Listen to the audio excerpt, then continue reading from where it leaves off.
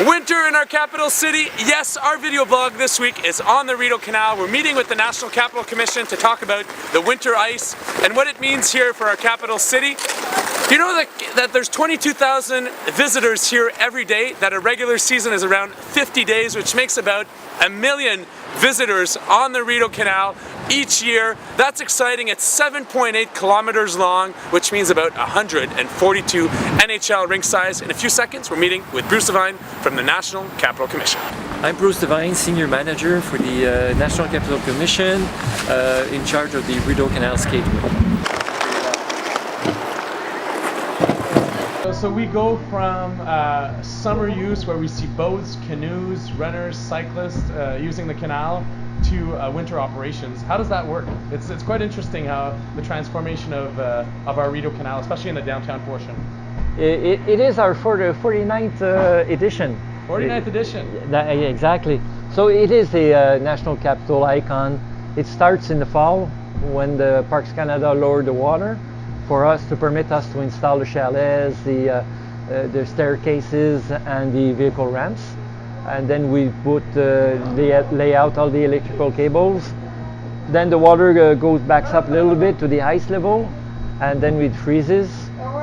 And our ice making crew, Mother Nature does its work. Exactly. And here we are today being able to scale the canal. It's quite interesting. You see, I love these new skate shacks. They're warm, they allow for some storage, and we see that they're well used as well. Absolutely.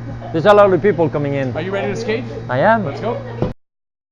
We stand on the 49th edition where we started to skate. We haven't gone too far. We will after. But tell us about how this started. Obviously, the Rideau Canal was here way before the skating began, but someone at some point had an idea.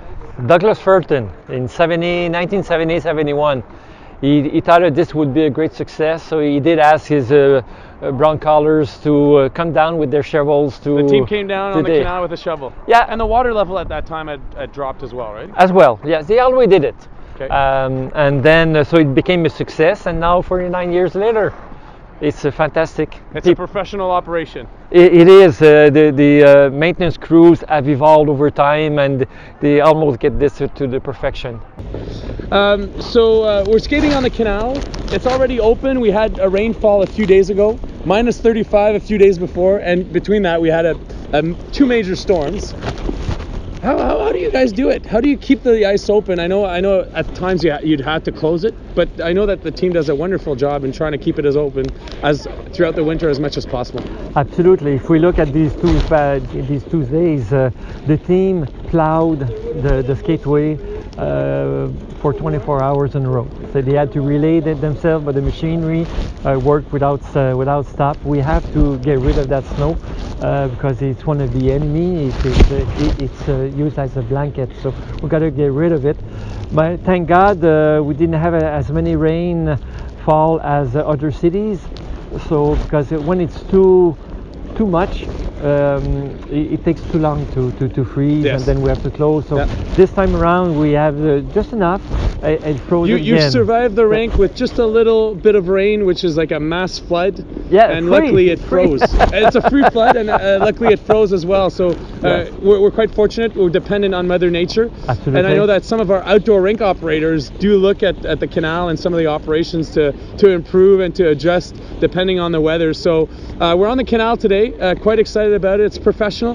How do you decide to open the canal?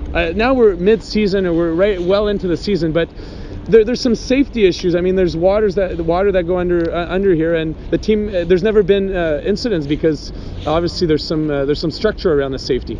Absolutely, we have a high safety committee in place. We have some engineers in it and some land surveyors as well. So during that period, we look at the ice thickness, the ice quality, its density, as well as the freeboard. It means how it floats. Because there's a water stream. There's a stream underneath. Yeah. Absolutely. We're already at the end of the video blog. Bruce, thank you so much for giving us a tour, showing us how the canal was meant to be the longest ice rink. It's a tremendous asset here in our capital city. Thank you to the National Capital Commission. I also do a lot of cross-country skiing, and you're part of my free outdoor activity, which we welcome folks to do. We celebrate winter. We don't just stay inside, and certainly the Rideau Canal is part of that experience. Let's compete. First one at the end.